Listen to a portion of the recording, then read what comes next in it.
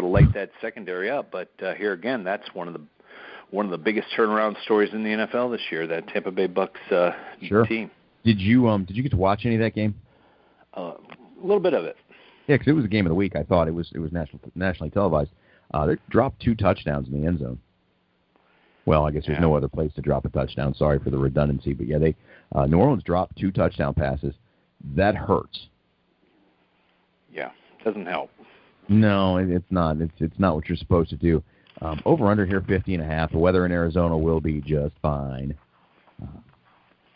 Probably so nice they'll even have the roof open. Carson Palmer, I can't put any faith in his ass for anything at all. There's one thing I do want to point out, and I brought it up Thursday night, is this is in all likelihood Larry Fitzgerald's last home game as an Arizona Cardinal and maybe as an NFL player. So you know that they have got to get him involved. Bruce Arians is that type of coach. He's a player's coach. He wants to win games, but he also wants to keep I see him actually getting Larry involved early and often. Arizona's out of it. They're 5-7-1. Their season's shot. Look for Fitz to have about 10 catches and 2 touchdowns. I think Arizona actually wins this game, and I do think that both of these teams are able to put up some points. Arizona's going to win 28-24. You know, we popped this one last weekend when Arizona was a 2-point favorite traveling across country to go to Miami to play a 1 o'clock game. There's no way that Arizona Cardinal team should have been favored in that game under those circumstances. And then obviously the weather. We didn't see the weather coming. I think you mentioned that it was going to be sunny and 70 in Miami last weekend, and it was just a torrential downpour for most of the game.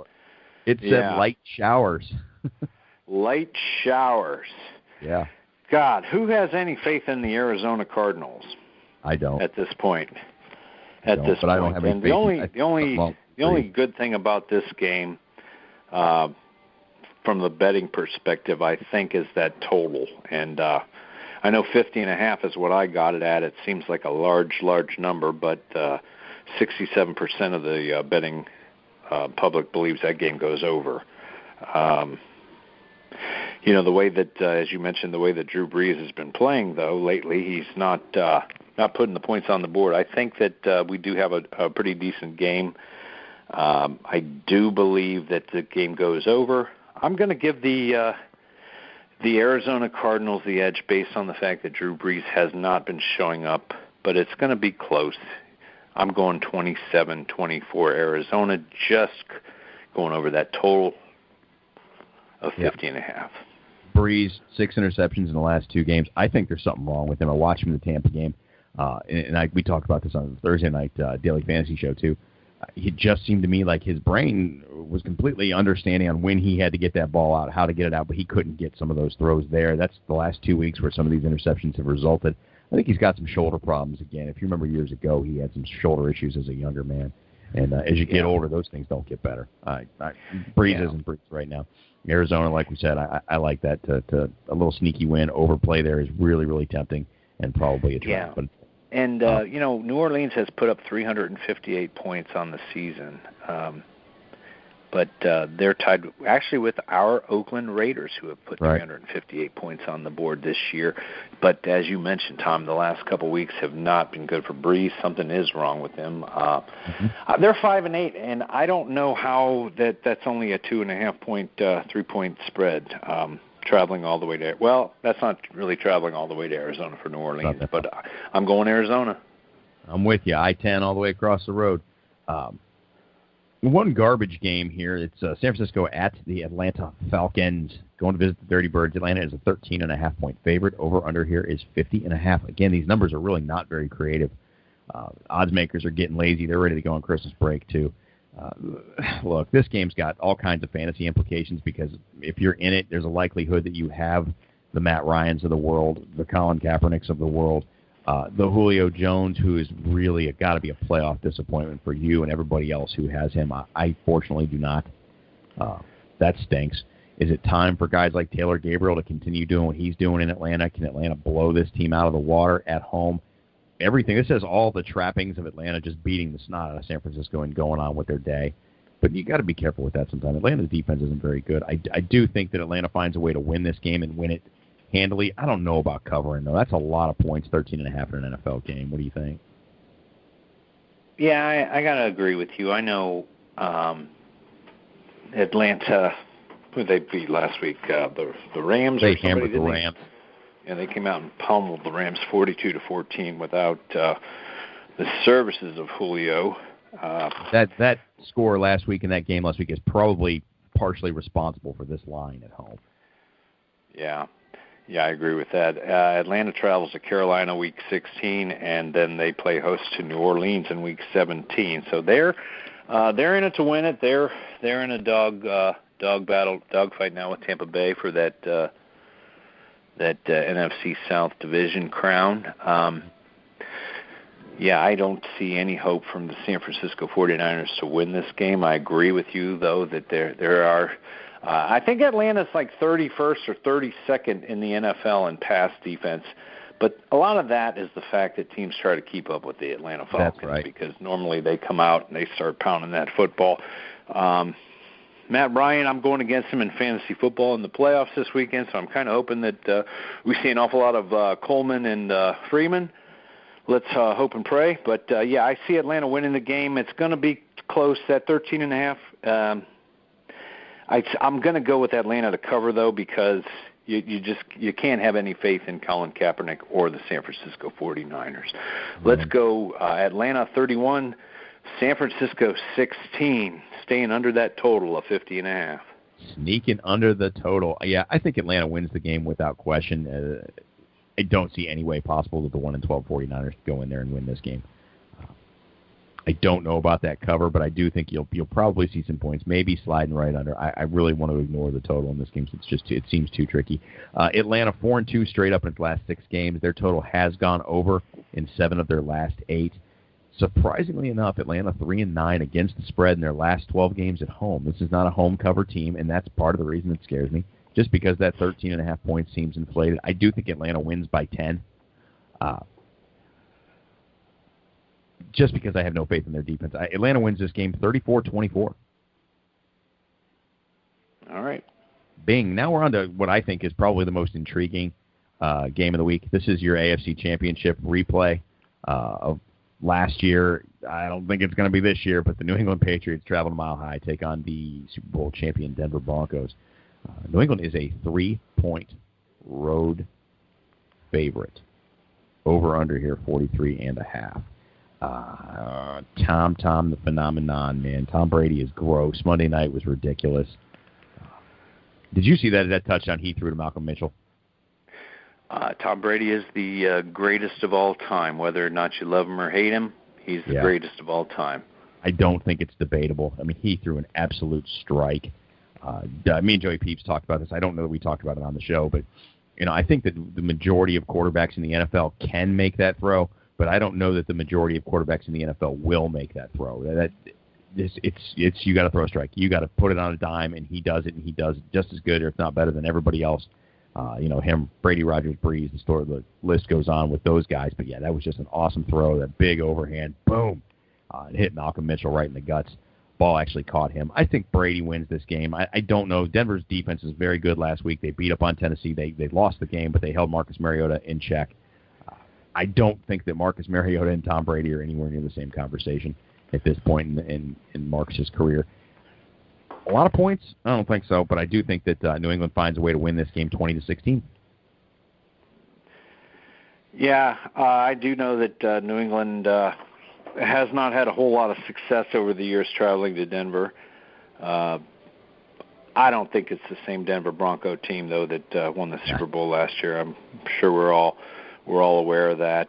Their defense is, their defensive backfield scares you, and it's going to continue to scare you. But that they can be run on. Yes, they can. They've been being run on lately, and I think that New England's got a handful of weapons in the backfield with LeGarrette Blount. They can go that direction. They can also go James White or a guy that played extremely well last year in the AFC Championship was Dion Lewis. So, yeah, you got to go back and look to see how the master Bill Belichick preps for teams. I don't think he changes his game plan for Denver, even though they did lose last year. But I think it's a susceptible Denver team. Denver is 8-5 And I believe they play New England, Kansas City, and the Oakland Raiders to finish the season. Tough road ahead. Yeah, their season's on the line this weekend. Mm-hmm. I don't see them winning. I don't either. I don't see the game going over, though. I'll tell you that. Yeah. I'm sorry. Say that again. I said I don't see them winning. I don't see the game going over, though. I think if anyone can keep Brady under wraps, it's going to be Denver. But, Tom Brady will find a way to win. I'm going to take New England minus the 3, go out on a limb. I don't have any faith in Trevor Siemian by no stretch of the imagination. I'm going 24-20. Well, that would send that game over, though, wouldn't it? Yeah, it would. It put you right at the number 44. All right, I'm going to go right at the number 24-20. New England defeats Denver in Denver. Denver falls to 8-6 and has to look at Kansas City and the Raiders to end the season. Whew. They do. Speaking of the AFC West, the Oakland Raiders travel to San Diego to take on the Bad Luck Chargers. Raiders are a 2.5-point road favorite. Over under here 49. San Diego, man, I actually, if this were any other team in the NFL, I'd probably feel bad for them, but I don't care about the Chargers at all, and I don't feel bad for them in the slightest. Mike McCoy, string of bad luck. Phillip Rivers throws the ball to the other team. I know that everybody will argue with me forever that Phillip Rivers is great. Phillip Rivers can put up big numbers, but Phillip Rivers makes mistakes. Phillip Rivers rapport with these young receivers I don't think is very good. He certainly misses guys like Keenan Allen that he had built some rapport with. It's so easy to blame interceptions on quarterbacks, but how the hell do I know if that receiver ran the wrong route or not? I don't know. What the receiver saw compared to what Rivers saw in a lot of these plays. And when there's such bad misses, when he's just so far off, that's got to be a miscommunication on the receiver's part. Rivers has been around a long time.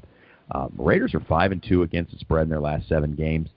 Their total has gone over in 6 of the last 7. I think coming off that Thursday night, they've had 10 days to rest. Playing in the Ice Bowl in Kansas City, that was a rock'em sock'em game. They were down a lineman. Things just didn't go well. Seth Roberts just dropped a pass again right now. Those things are all going to change. I really think that you'll see Crabtree. You're going to see Seth Roberts get involved. Cooper really likes the San Diego Chargers. I'd love to see him just start this game and get something up over the top to Coop and let him just crack an 80-yarder and get this shit rolling. I think the Raiders find a way to really rebound in a big way here in San Diego. It's time to establish some dominance in the state of California. I think the Raiders win this game 31-16. Well, Oakland is 8-1 against the spread in their last 9 games on the road. As we know, they've had a tremendous run on the road this year. Great road team. San Diego seems to play Oakland well, though, in San Diego. For some reason, I know it's a different Raider team this year. What's interesting is 72% of the betting consensus believes this game goes over the total. I don't see that happening. I know that when you think Oakland, San Diego, you think 31-30 in a shootout. Mm-hmm.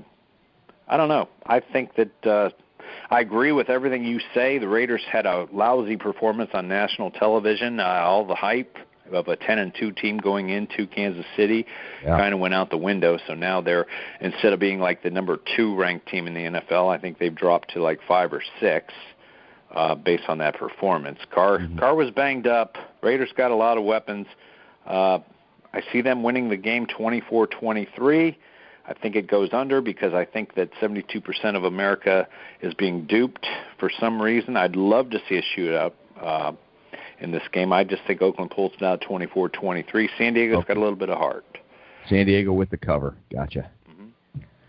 Pittsburgh at Cincinnati. Talking about heart, that's what it's going to take for the Cincinnati Bengals to at least go out with a little bit of pride here. Pittsburgh Steelers are a 3-point road favorite. Over-under in this game, 44.5. Seems high, but the way Le'Veon Bell has played lately and the way that they've been Bell-centric offense, just get him the ball, set him up outside, slot receiver, X receiver, get him in the backfield, out of the pistol. They're doing everything they can with Le'Veon Bell. He's a magnificent football player. If he could, and I think him taking 4 games off every year with the suspension might be good for his knee. Yeah, I think you're right. He stays fresh. I think you're right. 8-5 Pittsburgh Steelers, man. The 5-7-1 Cincinnati Bengals. This is that AFC North game that used to be so exciting. This year, it's just not. No A.J. Green. No Giovanni Bernard. These guys are done. I think that there'll probably be no Marvin Lewis at the end of the season. It might be time to part ways with a good football coach. 3 points. I think Pittsburgh's the better team here. I'm not thrilled about how good Pittsburgh is because they're kind of Jekyll and Hyde, especially in the division game.